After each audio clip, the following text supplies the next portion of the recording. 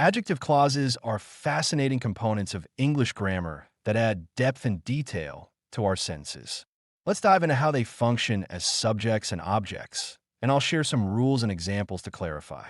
First, an adjective clause as a subject. This type of clause provides information about the subject of the sentence. It usually begins with a relative pronoun like who, that, or which. For example, consider the sentence. The person who called you is waiting outside. Here, who called you is the adjective clause.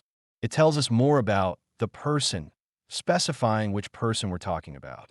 Now, a key point to remember is that the adjective clause must directly relate to the noun it modifies. If the noun is vague, the sentence can become confusing. For instance, saying the book that I borrowed is great is clear because the clause specifies which book. But if I said the thing that I borrowed is great, it leaves you wondering what thing I'm referring to. So, clarity is crucial. Next, let's explore adjective clauses as objects. In this case, the clause provides information about the object of the sentence. For example, in the sentence, I read the book that you recommended, the clause that you recommended tells us more about the book. It specifies which book I'm talking about, making the sentence more informative.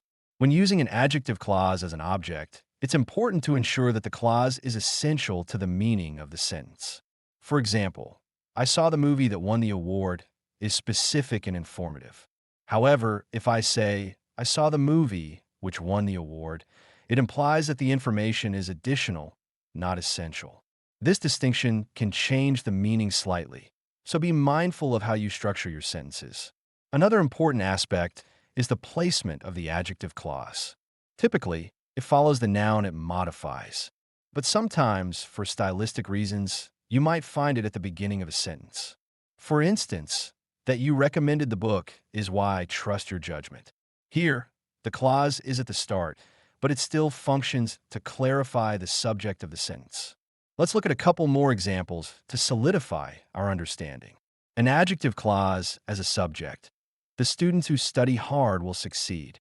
The clause, who study hard, tells us about the students. As an object, she loves the painting that hangs in the gallery. The clause that hangs in the gallery specifies which painting she loves. In summary, adjective clauses are powerful tools in our writing and speaking. They help us provide essential details about subjects and objects, enhancing clarity and engagement. Remember to keep your clauses relevant and clear, and you'll be using them like a pro in no time.